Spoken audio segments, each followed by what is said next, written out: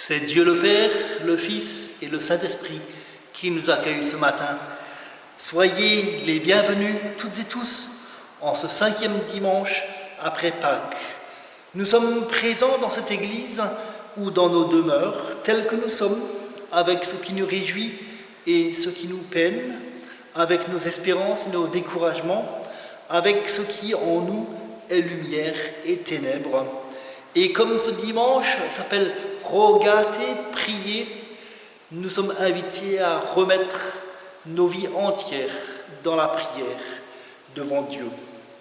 Priez et vous recevrez, c'est ce que nous dit Jésus. Alors, prions ensemble ce matin.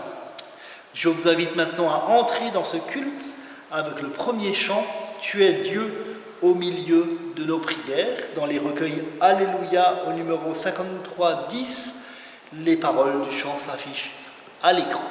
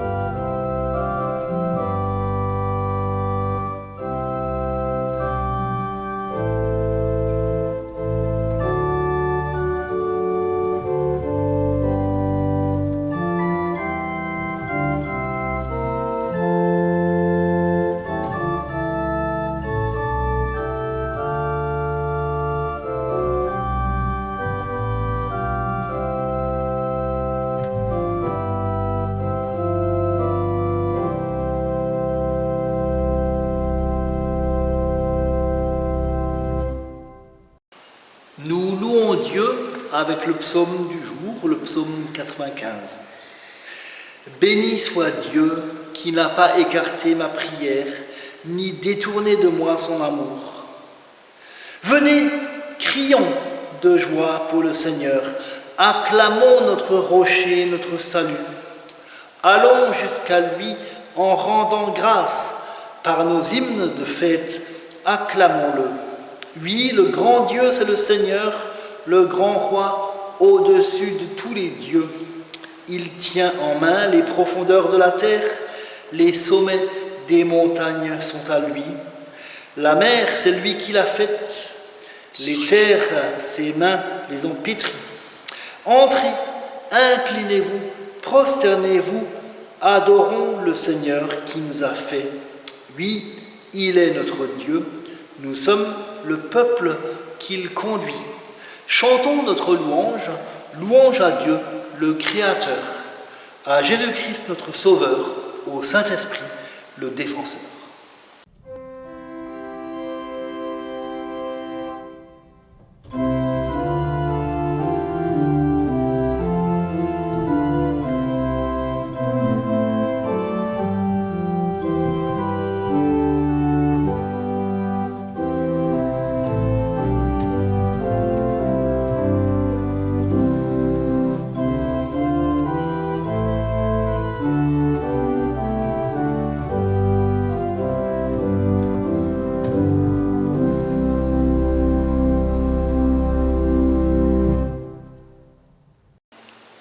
Ce matin, en ce dimanche rogaté, nous sommes invités à méditer autour de la prière. Mais nous savons bien que parfois, il nous est impossible de prier. C'est ce qu'exprime cette prière impossible. Aujourd'hui, Seigneur, je ne prierai pas, parce que je n'en ai pas envie, parce que je n'ai rien à te dire, et parce que je ne suis pas sûr que cela serve à quelque chose de prier. Pire même, je me demande si tu es là, si tu écoutes, si tu n'en as pas assez de moi. Comme aujourd'hui, j'en ai assez de toi. Et tu sais, j'arrive très bien à vivre sans toi. Et pas seulement moi, mais la plupart des gens que je connais se passent très bien de toi. Alors je te mets aux abonnés absents. Je laisse quand même mon répondeur, sait-on jamais, s'il te prenait l'idée de m'appeler. C'est une pauvre prière que cette prière impossible. Mais maintenant, c'est ma seule prière possible. Alors, à plus tard. Ô Seigneur, pardonne. Ô Seigneur, pardonne mon péché.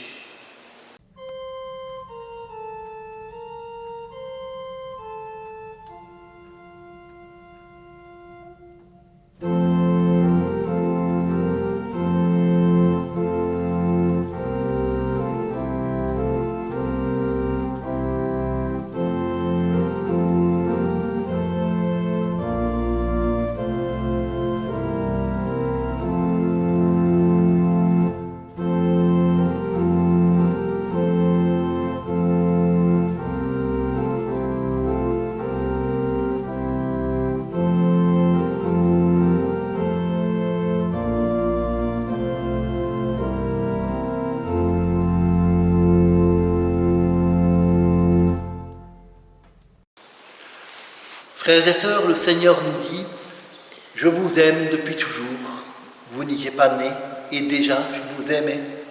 Je suis vivant et vous vivez. Je suis sauveur et vous êtes sauvés. Pour toujours, vous êtes à moi. Alléluia. » Alors chantons notre reconnaissance pour la vie que Dieu nous donne et le pardon qu'il nous donne. Chantons « Christ est ressuscité, de la mort a triomphé. »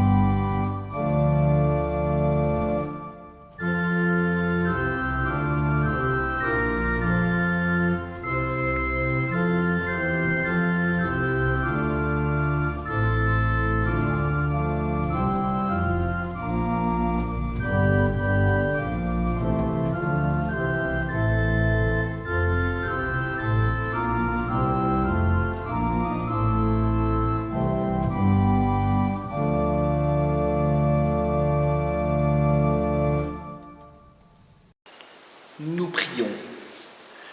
Dieu notre Père, tu as promis d'exaucer les prières qui te sont adressées au nom de ton Fils.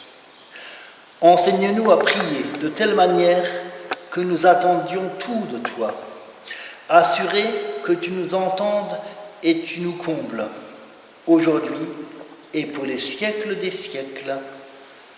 Amen.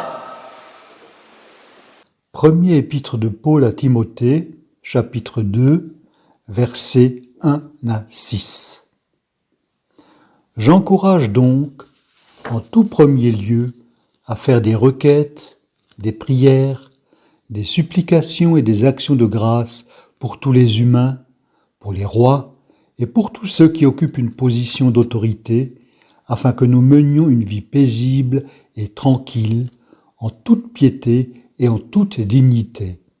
Cela est beau et agréé de Dieu notre Sauveur, qui veut que tous les humains soient sauvés et parviennent à la connaissance de la vérité, car il y a un seul Dieu et aussi un seul médiateur entre Dieu et les humains, l'humain Jésus-Christ, qui s'est donné lui-même en rançon pour tous. C'est le témoignage rendu en son temps.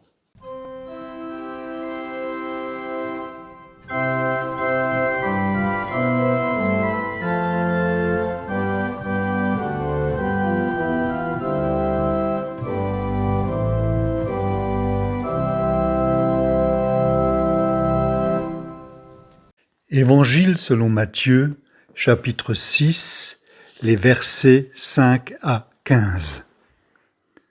Lorsque vous priez, ne soyez pas comme les hypocrites qui se plaisent à prier debout dans les synagogues et au coin des grandes rues pour se montrer aux gens. Amen, je vous le dis, ils tiennent là leur récompense. Mais toi, quand tu pries, entre dans la pièce la plus retirée, ferme la porte et prie ton Père qui est dans le secret, et ton Père qui voit dans le secret te le rendra. En priant, ne multipliez pas les paroles comme les non-juifs qui s'imaginent qu'à force de paroles, ils seront exaucés. Ne faites pas comme eux, car votre Père sait de quoi vous avez besoin avant que vous le lui demandiez. Voici donc comment vous devez prier. Notre Père, qui est dans les cieux, que ton nom soit reconnu pour sacré, que ton règne vienne, que ta volonté advienne sur la terre comme au ciel. Donne-nous aujourd'hui notre pain pour ce jour. Remets-nous nos dettes, comme nous aussi nous l'avons fait pour nos débiteurs. Ne nous fais pas entrer dans l'épreuve, mais délivre-nous du mauvais. Si vous pardonnez aux gens leurs fautes, votre Père céleste vous pardonnera à vous aussi. Mais si vous ne pardonnez pas aux gens, votre Père ne vous pardonnera pas non plus vos fautes.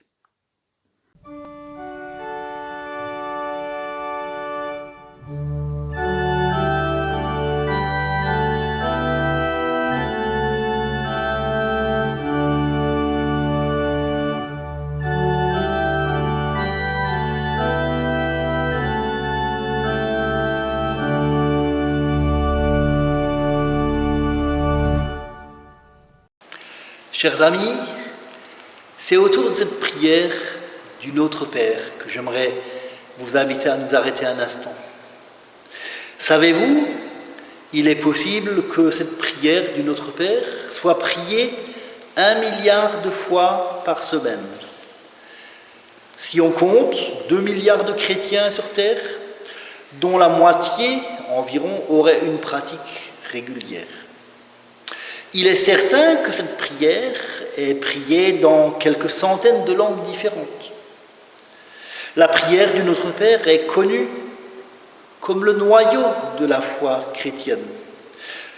À la fois connue, mais parfois tellement connue qu'on ne s'interroge pas toujours sur son sens. J'aimerais relever quelques entrées de cette prière. On peut regarder la prière de Notre Père par différents biais. On peut la regarder tout d'abord à partir de son origine, comme un lien entre le Premier Testament et le Nouveau Testament. Car la prière du Notre Père a des racines juives évidentes. La sanctification du nom, la venue du règne se trouvent déjà dans les Kaddish, les prières juives qui terminaient le culte à la synagogue. Jésus est bien héritier de cette tradition, même s'il s'en écarte ensuite. On peut encore regarder la prière du Notre Père comme une prière qui fait communauté. Et les prières de l'intimité au début, quand tu pries, entre dans ta pièce la plus retirée, ferme la porte et prie ton Père qui est dans le secret. Et puis elle devient, au fil de l'histoire chrétienne, prière qui rassemble tous ceux qui la prient, au-delà des murs, au-delà des maisons, des frontières, des pays et des océans. Elle est prière qui rassemble le plus simple des croyants. Pendant longtemps, le laboureur qui entendait l'Angélus s'arrêtait au milieu des champs pour prier. Et elle rassemble encore le plus érudit des lecteurs et des exégètes de la Bible. Le Notre Père reste comme la pierre angulaire pour beaucoup de gens, même pour les distanciés qui diront « je ne la connais pas, mais je la reconnais ». Enfin, on peut encore voir le Notre Père comme le noyau du pacte de survie du chrétien. La prière a pour centre Dieu, qui est nommé Père, non pas pour insister sur le masculin, car Dieu, Père ou Mère, c'est lui qui donne son identité à ses enfants. Il est Dieu, pourtant, sur qui on ne peut pas mettre la main. Son nom est saint. Son règne nous est donné et est à venir. Le Notre Père n'est pas une prière qui évoque le passé, ni une prière de remerciement pour un bienfait qui serait donné déjà. Mais c'est une prière qui nous recentre sur l'essentiel de Dieu, qui nous environne. Une prière qui nous oblige à nous tourner vers Dieu et vers l'avenir. Au centre de notre prière, il y a 3 demandes. 3 demandes qui correspondent, je crois, à des besoins fondamentaux de l'homme. Donne-nous le pain de ce jour. À l'époque de Jésus, beaucoup d'ouvriers sont payés chaque jour. Ce sont des journaliers. Ils ne connaissent pas l'économie, la capitalisation. Le pain de chaque jour est essentiel. Donne-nous chaque jour le pain. Mais la demande du pain concerne à la fois le pain, nourriture du corps, mais aussi tout ce qui nourrit la personne, l'affection, la justice, l'espérance. Des nourritures qu'on ne peut pas forcément accumuler, économiser. Chaque jour, on a besoin de sa ration de pain, d'affection, de justice, d'espérance, d'amour et de foi. Dieu donne chaque jour le pain. Pardonne-nous comme nous pardonnons. C'est la 2e demande. La question du pardon concerne ce qui nous retient attachés en arrière. Le désir de vengeance, l'amertume, le regret, la colère. Demander le pardon pour soi et pour les autres, ce n'est pas demander à effacer la faute, car ça, c'est une compréhension très partielle. Mais demander le pardon, c'est demander à être délié pour accéder à la liberté. Ainsi, lorsque je pardonne, je ne pardonne pas pour l'autre, pour effacer sa faute dans un gigantesque effort de générosité. Mais si je pardonne pour moi, pour ne pas rester attaché au mal qu'on m'a fait et pour retrouver ma liberté. Si Dieu me pardonne, il n'efface pas ma faute, mais il me redonne un avenir à ouvrir. Et si moi je pardonne à mon tour, je n'efface pas non plus, je me libère de celui qui m'a fait du mal. Ne nous laisse pas entrer en tentation, mais délivre-nous du mal. C'est la 3e demande. Jour après jour, nous sommes invités à choisir entre la vie et la mort, entre la bénédiction et la malédiction, entre la lumière et les ténèbres. Comme cela est dit dans le chapitre 30 du livre du Deutéronome, « Je mets devant toi la vie et la mort, choisis la vie afin que tu vives. » Et il est vrai que dans nos existences humaines, nous sommes confrontés à des choix bien compliqués. Mais c'est toujours le rapport à la vie elle-même qu'il faut remettre sur la table et qu'il faut remettre devant nous. Ne nous laisse pas entrer en tentation. C'est demander à Dieu de ne pas choisir entre la mort, mais d'éclairer pour nous le choix de la vie. Pour conclure ma méditation, j'aimerais vous raconter une petite histoire, inspirée néanmoins du mythe grec d'Arachné. Une petite araignée avait tissé pendant le jour une toile magnifique et attendait maintenant cachée dans un coin que ses victimes se prennent dans son filet. C'est alors que la petite araignée découvrit un long fil qui tendait vers le haut et auquel elle ne trouvait pas d'utilité. Alors elle coupa net ce fil vertical. Et qu'est-ce qui arriva ? Toute la toile s'effondra et la petite araignée se trouva prisonnière de son propre filet. Nous avons besoin de ce fil-là vers le haut. La prière au Père, nous dit Jésus, pour ne pas rester prisonniers de nos propres idées et de nos propres limites, pour ne pas nous laisser engloutir par l'esprit du siècle. Là où la prière dépérit, les germes du mal trouvent un terrain favorable. C'est pour cela que celui qui prie peut remettre sa vie dans les mains de Dieu et dire, car c'est à toi qu'appartiennent le règne, la puissance et la gloire pour les siècles des siècles. Amen. Après l'interlude, nous sommes invités à confesser notre foi chrétienne avec le chant « Si tu dis par tes mots que Jésus est Seigneur ». Au numéro 52-20, les paroles s'afficheront à l'écran.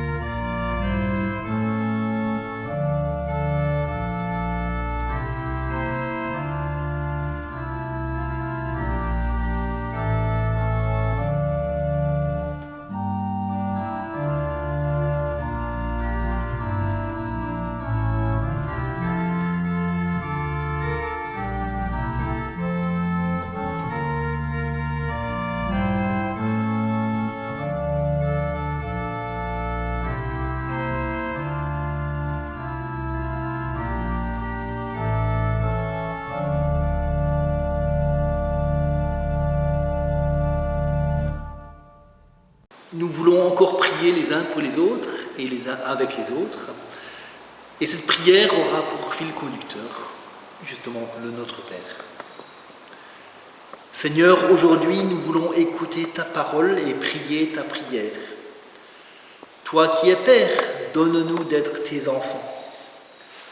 Toi qui es aux cieux, donne-nous de vivre pleinement sur cette terre et pardonne nos illusions et nos évasions.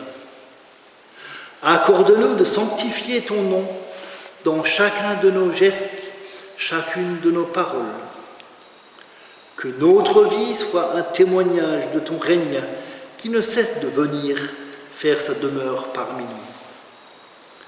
Pardonne-nous pour toutes les résistances que nous opposons à l'accomplissement de ta volonté. En te demandant le pain, nous voulons vivre dans la confiance. Délivre-nous de nos inquiétudes et de nos peurs du lendemain. En priant pour le pardon, nous voulons te présenter nos propres rancunes. Nous te remettons nos blessures et les racines d'amertume qui subsistent en nous. Permets-nous d'entrer dans le bon combat de la foi et délivre-nous du malin et de ses agents, orgueil, convoitise, peur et avarice. Seigneur, tu es Père et nous sommes tes enfants. Devant toi, nous remettons notre vie, car c'est à toi qu'appartiennent le règne, la puissance et la gloire pour aujourd'hui et pour l'éternité. Et toutes nos demandes, nous les plaçons maintenant dans la prière que Jésus nous a enseignée et que nous disons d'une même voix. Notre Père qui es aux cieux, que ton nom soit sanctifié, que ton règne vienne, que ta volonté soit faite sur la terre comme au ciel. Donne-nous aujourd'hui notre pain de ce jour. Pardonne-nous nos offenses, comme nous pardonnons aussi à ceux qui nous ont offensés. Et ne nous laisse pas entrer en tentation, mais délivre-nous du mal, car c'est à toi qu'appartiennent le règne, la puissance et la gloire pour les siècles des siècles. Amen. Et nous sommes encore invités à chanter le dernier chant, qui est encore une formulation de la prière du Notre Père, un chant composé à l'origine par Martin Luther, Vater unser im Himmelreich, dont nous chantons les 2 strophes. Ô Père qui est dans les cieux.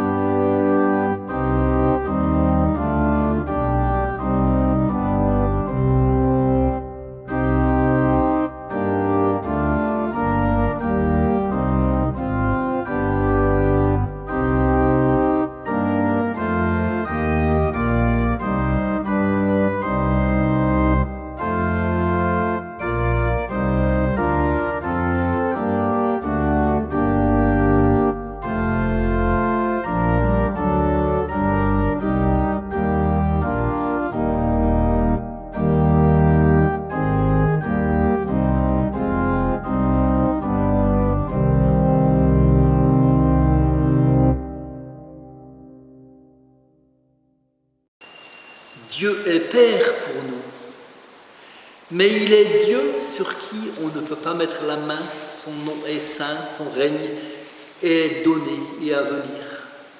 Il est celui qui nous donne notre pain, le pain nécessaire. Il nous invite à la liberté et à toujours choisir la vie.